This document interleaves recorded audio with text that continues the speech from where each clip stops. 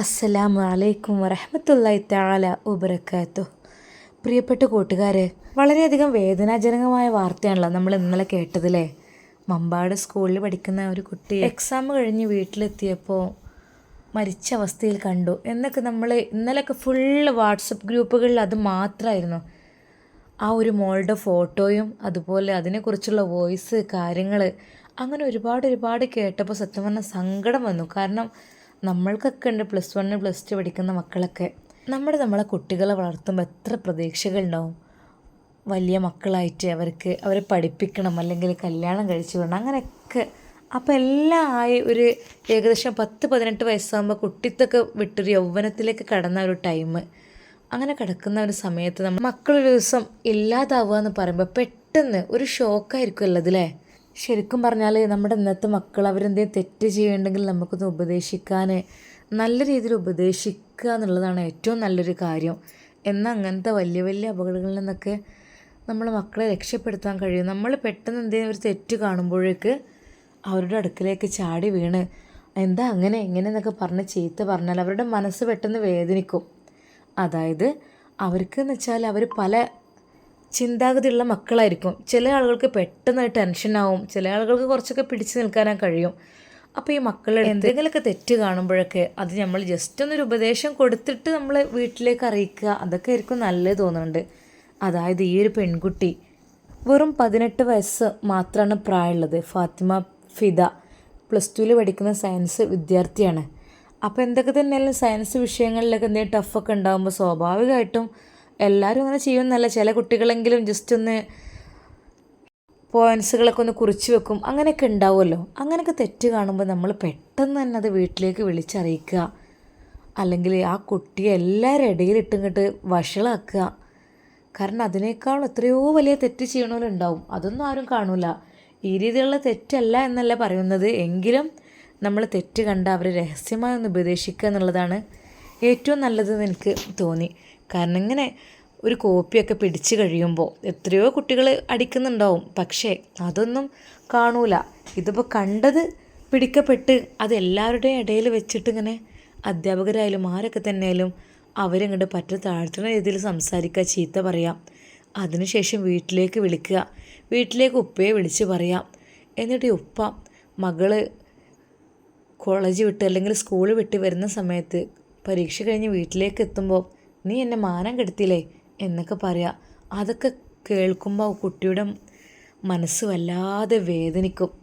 കാരണം ഇനിയിപ്പോൾ അങ്ങനെ ഒരു തെറ്റ് പറ്റിപ്പോയെങ്കിൽ ഏതൊരു അധ്യാപകരാണെങ്കിലും ഒന്ന് വിളിച്ചിട്ട് പറയാം, മോളെ ഇനി ഈ പണി ചെയ്യരുത് കേട്ടോ, ലാസ്റ്റ് ആൻഡ് ഫൈനൽ വാണിംഗ് ആണിത്, ഇനി ഇത് ചെയ്ത് കഴിഞ്ഞാൽ നിനക്ക് എക്സാം എഴുതാൻ കഴിയൂല, അങ്ങനെ എന്തെങ്കിലുമൊക്കെ പറഞ്ഞിട്ട് ഒന്ന് ജസ്റ്റ് ഒന്ന് പേടിപ്പിക്കുക. അതും ആളുകളുടെ ഇടയിലല്ലാതെ ജസ്റ്റ് ഒന്ന് ഒറ്റയ്ക്ക് വിളിച്ചിട്ട്, അല്ലെങ്കിൽ ആ പേപ്പർ മാറ്റി വെച്ചിട്ട് ഇതിൽ നീ എഴുതുക എന്ന് പറഞ്ഞിട്ട് അങ്ങനെ കൊടുക്കുക. അങ്ങനെയൊക്കെ ചെയ്ത് എനിക്ക് തോന്നാം ഇത്രയ്ക്കും വലിയൊരു അപകടത്തിൽ നിന്ന് രക്ഷപ്പെടാമായിരുന്നു എന്ന്. ആ കുട്ടി ആകെ വഷളായും ചെയ്തു, വീട്ടിൽ ഉപ്പാനോടും പറഞ്ഞ് അങ്ങനെയൊക്കെ ആയൊരു സമയത്ത് ഇവളാകെ ടെൻഷനായി. അങ്ങനെ ഈ ഒരു 18 വയസ്സുകാരി ആ ഫിദ എന്ന പെൺകുട്ടിക്ക് തോന്നുകയാണ് ഇനിയിപ്പോൾ ഇവിടെ ജീവിച്ചിട്ട് വലിയ കാര്യമൊന്നും ഉണ്ടാവില്ല. കാരണം എന്താ, അത്രക്കും വലിയ മാനക്കേടിലായിപ്പോയി. കോപ്പി അടിക്കാന്ന് വെച്ചാൽ ശരിയാണ്, എല്ലാവരുടെ ഇടയിൽ ഞാൻ വഷളാകപ്പെട്ടു. അപ്പോൾ ഇനി പറഞ്ഞിട്ട് കാര്യമില്ല, ഇനിയിപ്പോൾ എന്തിനാ, എനിക്ക് ക്ലാസ്സിലേക്ക് പോകാൻ വയ്യ, വീട്ടുകാരുടെ മുമ്പിലും നിൽക്കാൻ വയ്യ, ക്ലാസ്സിലേക്കും പോകാൻ വയ്യ എന്നൊരു പക്ഷെ ആ കുട്ടി വിചാരിച്ചിട്ടുണ്ടാവും. അങ്ങനെയാണ്. എത്രയ്ക്ക് തന്നെയായിട്ടും അവളെ അന്ന് കാണുന്നില്ല അത്ര. അപ്പോൾ വീട്ടിൽ ഉപ്പ ആ കുട്ടിയെ എത്രയായിട്ടും വിളിച്ചിട്ട് വാതിൽ തുറക്കുന്നില്ല. അങ്ങനെ ഉപ്പ വളരെയധികം ശക്തമായ രീതിയിൽ ആ വാതിൽ പൊളിച്ച് തുറക്കുകയാണ് ചെയ്യുന്നത്. അതിൻ്റെ ശബ്ദം കേട്ടിട്ട് തൊട്ടടുത്ത വീട്ടിലെ ആൾ വന്നിട്ട് എന്താന്നൊക്കെ പോയി നോക്കുമ്പോൾ ആ ഒരു അവസ്ഥ ശരിക്കും ഈ കുട്ടിയുടെ പിതാവ് നിലത്ത് കിടന്ന് ഉരുളുന്ന രീതിയിലാണ് എന്നാണ് പറഞ്ഞത്. അപ്പോൾ എന്തോ ഷോക്കടിച്ചിട്ട് എന്തെങ്കിലും ആവുക അങ്ങനെയൊക്കെയാണ് വിചാരിച്ചത്, പക്ഷെ അങ്ങനെയല്ലല്ലോ. അപ്പോൾ ആ വീട്ടിലത്തെ ഒരു സ്ത്രീ, തൊട്ടടുത്ത വീട്ടിലത്താണോ അറിയില്ല, അവർ ഈ ഒരു കുട്ടി ചെയ്ത ദയനീയമായ ഒരു രംഗം അവരെ വിളിച്ച് കാണിച്ചു കൊടുക്കണം. അപ്പം തന്നെ എടുത്ത് ഹോസ്പിറ്റലിലേക്ക് കൊണ്ടുപോയി. പക്ഷേ അപ്പോഴേക്കും പടച്ചോൻ്റെ അടുത്തേക്ക് അവൾ യാത്രയായിരുന്നു എന്നതാണ്. എന്തായിരിക്കില്ലേ സ്ഥിതി. 10-18 വയസ്സെന്നൊക്കെ പറഞ്ഞാൽ എത്ര നമ്മൾ പ്രതീക്ഷയോടെ നമ്മൾ ആകാംക്ഷയോടെ മക്കളെ പോറ്റി വളർത്തി ആയ നല്ലൊരു സുന്ദരിയായ ഒരു പൊന്നുമോൾ. അതിപ്പോൾ എങ്ങനെ തന്നെയായാലും നമ്മുടെ മക്കളാണായാലും പെണ്ണായാലും നമുക്ക് ഏറ്റവും പ്രിയപ്പെട്ട് നമ്മളെ മക്കളെന്നല്ലേ ഏറ്റവും വലിയ മുതൽ. ഒരു നിമിഷം കൊണ്ട് ഒന്നുമില്ലാത്തൊരു കുട്ടി. ആ കുട്ടി എക്സാം കഴിഞ്ഞപ്പോൾ തന്നെ കുഞ്ഞാമ്മയോട് പറഞ്ഞിരുന്നത്, കുഞ്ഞാമ്മ എന്താ തീരെ നല്ല ടഫായിരുന്നു എക്സാം എന്ന് പറഞ്ഞിരുന്നു എന്ന് പറഞ്ഞു. പിന്നെ സ്കൂളിലെയും വീട്ടിലേക്ക് ഒരു കുട്ടിയോടുള്ള വെറുപ്പ് കാണിക്കലും അല്ലെങ്കിൽ അവളെ ചീത്ത പറഞ്ഞതുകൊണ്ടൊക്കെ ആയിരിക്കും ഒരു പക്ഷെ അങ്ങനെ ചെയ്തത്. എന്തായാലും പഠിച്ച റബ്ബ് നമ്മുടെ മക്കളൊക്കെ കാത്തു രക്ഷിക്കട്ടെ. അതുപോലെയുള്ള കുറ്റകൃത്യങ്ങൾ ചെയ്യുന്നതിന് തൊട്ട് നമ്മളെ മക്കളെയൊക്കെ കാത്തു രക്ഷിക്കട്ടെ. കാരണം അത് അത്രക്കും നമുക്ക് സഹിക്കാൻ പറ്റാത്തൊരിതാണല്ലോ. നമ്മളിരിക്കുക നമ്മുടെ മക്കൾ മരിക്കുക എന്നൊക്കെ പറഞ്ഞാൽ നമുക്കത് ഒരിക്കലും സഹിക്കാൻ കഴിയില്ല അല്ലേ. പഠിച്ചോനെ, ഞങ്ങൾ ഹയാത്തിലുള്ള കാലത്ത് ഞങ്ങളുടെ മക്കളുടെ മയ്യത്ത് കാണാനുള്ളൊരു വിധി നിവരുത്തല്ലേ അല്ലാ. അതൊരിക്കലും ഞങ്ങൾക്ക് സഹിക്കാൻ കഴിയില്ല.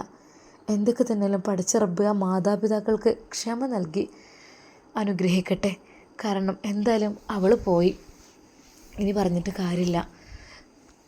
അപ്പോൾ ഇതിൽ നമ്മൾ ശ്രദ്ധിക്കേണ്ട വിഷയം, മക്കളെ ഭാഗത്ത് ചെറിയൊരു തെറ്റൊക്കെ കണ്ടാൽ, ഇനി അധ്യാപകരായാലും വേണ്ടില്ല, നമ്മുടെ മാതാപിതാക്കളായാലും വേണ്ടില്ല, നമ്മൾ അവരെ ശകാരിച്ച് ചീത്ത പറഞ്ഞ് അതും ഇതും വിളിച്ച് പറഞ്ഞ് തല്ലിയിട്ടൊന്നൊരു കാര്യമില്ല. കുട്ടികളെന്ന് വെച്ചാൽ പലതും അവർക്ക് ആ ഒരു ബുദ്ധിയേ ഉണ്ടാവുള്ളൂ. അങ്ങനെ എന്തെങ്കിലുമൊക്കെ ചെയ്തു പോയാൽ അത് വല്ലാത്തൊരു ഖേദമായിരിക്കും നമുക്ക്. അപ്പോൾ എന്തെങ്കിലും തെറ്റ് കണ്ട് നമ്മൾ മാന്യമായി ഉപദേശിക്കും. എൻ്റെ പൊന്നുമോൾ അങ്ങനെ ചെയ്യരുത് കേട്ടോ, എൻ്റെ മോനങ്ങനെ ചെയ്യരുത്.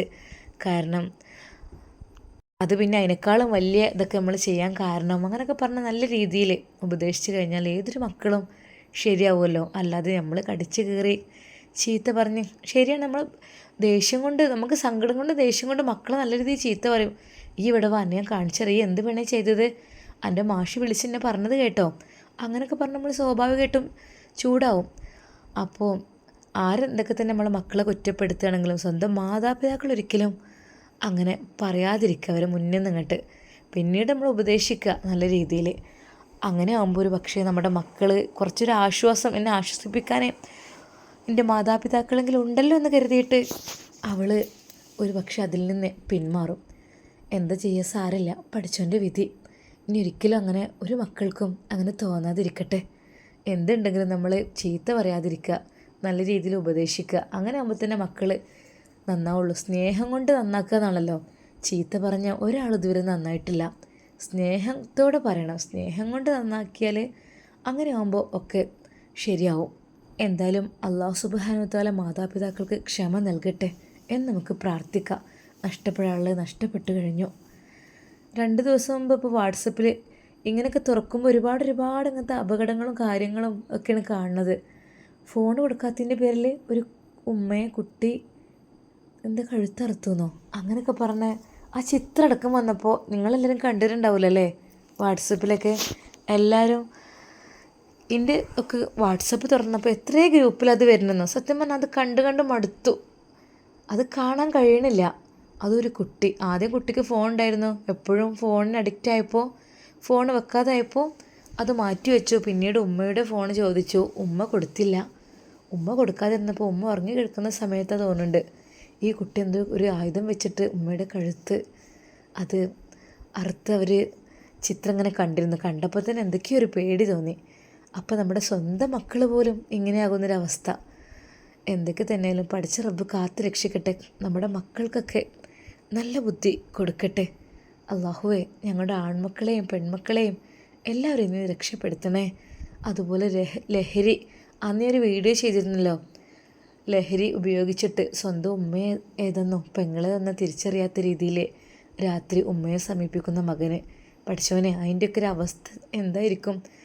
എത്രമാത്രം നമ്മൾ നമ്മുടെ മക്കളെ പോറ്റി വളർത്തി വലുതാക്കിയിട്ട് വലുതായി വരുമ്പോൾ അവർ ഉമ്മയല്ലാത്ത രീതിയിൽ നമ്മളെ കാണുക, നമുക്ക് സഹിക്കാൻ കഴിയുമോ? ഒരിക്കലും ഇല്ല. ആ ഉമ്മക്ക് ആ മകനെ നഷ്ടപ്പെട്ടു എന്നാണ് പറയുന്നത്. ഇനിയും മകന് വന്നാൽ തിരിച്ച് ഞാൻ എൻ്റെ കുട്ടിയെ സ്വീകരിക്കും, നല്ല മോനായി തിരിച്ചു വരണമെന്ന് പറയുന്നുണ്ട്. പഠിച്ചവനെ, ആ ഉമ്മാക്കും ആ മകനെ നല്ല രീതിയിൽ ഒരു തെറ്റുകളും ചെയ്യാത്ത രീതിയിൽ ആ ഉമ്മാക്ക് ആ മകനെ തിരിച്ചു കൊടുക്കുക റബ്ബേ, ആമീൻ. പഠിച്ചവനെ, ഇങ്ങനെയുള്ള കുറ്റകൃത്യങ്ങൾ ചെയ്യുന്നതിനെ തൊട്ടും ഇങ്ങനെയുള്ള അപകടങ്ങളെ തൊട്ടും ഞങ്ങളെയും ഞങ്ങളെ മക്കളെയും നീ കാത്ത് രക്ഷിക്കുക റഹ്മാനെ, ആമീൻ യാ റബ്ബൽ ആലമീൻ. ഇൻഷാ അല്ലാ നമ്മുടെ ജസീനയുടെ കഥ വരും കേട്ടോ. അപ്പോൾ ഇതിങ്ങനെ ഇന്നലെ തന്നെ കണ്ടു തുടങ്ങിയപ്പോഴേ എനിക്കിങ്ങനെ ഒരു സങ്കടം തോന്നി. അപ്പോൾ നമ്മളെ മക്കളൊരിക്കലും തെറ്റ് ചെയ്യേണ്ടി വിചാരിച്ചിട്ട് ഒരിക്കലും ചീത്ത പറയുകയോ ഉപദ്രവിക്കുകയോ ചെയ്യല്ല. സ്നേഹം കൊണ്ട് കീഴ്പ്പെടുത്തി അവരുടെ തെറ്റ് തിരുത്തി കൊടുക്കാൻ ശ്രമിക്കുകയാണ് വേണ്ടത്. കാരണം മക്കളൊക്കെ ആകുമ്പോൾ എന്തായാലും തെറ്റൊക്കെ പറ്റിപ്പോവും. അപ്പം നമ്മളും കൂടി ശകാരിച്ച് കഴിഞ്ഞാൽ സ്വാഭാവികമായിട്ടും ഓട്ടോമാറ്റിക്കലി അവർക്ക് തോന്നും, ഇല്ല ഇവിടെ ജീവിച്ചിട്ട് കാര്യമില്ല, ഇവിടുന്ന് രക്ഷപ്പെടാൻ നല്ലതെന്ന് വിചാരിച്ചിട്ട് ഇതുപോലുള്ള കടുങ്കയൊക്കെ ചെയ്യും. എന്തായാലും പഠിച്ച തമ്പുരാനെ കാത്തു രക്ഷിക്കട്ടെ. അള്ളാഹു എല്ലാവർക്കും ഈമാനോട് കൂടിയുള്ള മരണം പ്രദാനം ചെയ്യട്ടെ. റബ്ബേ ആമീൻ യാ റബ്ബൽ ആലമീൻ. അസ്സലാമു അലൈക്കും വറഹ്മത്തുള്ളാഹി തആല വബറകാതുഹു. പിന്നെ ഈ കുട്ടിയുടെ അയൽവാസികൾ അതുപോലെ അടുത്തുള്ളവരൊക്കെ ഈ വീഡിയോ കാണുന്നുണ്ടെങ്കിൽ ഈ ഒരു കുട്ടിയെക്കുറിച്ച് വിവരം കിട്ടിയിട്ടുണ്ടെങ്കിൽ ഒന്ന് കമൻറ്റ് ചെയ്യാൻ കേട്ടോ. പഠിച്ചവനെ അവരുടെ വീട്ടുകാർക്കൊക്കെ ക്ഷമ കൊടുക്കട്ടെ, കുട്ടിക്ക് അള്ളാഹു പുറത്ത് കൊടുക്കട്ടെ എന്ന് നമുക്ക് പ്രാർത്ഥിക്കാം. ഇൻഷാ അല്ലാഹ്. അസ്സലാമു അലൈക്കും വറഹ്മത്തുള്ളാഹി.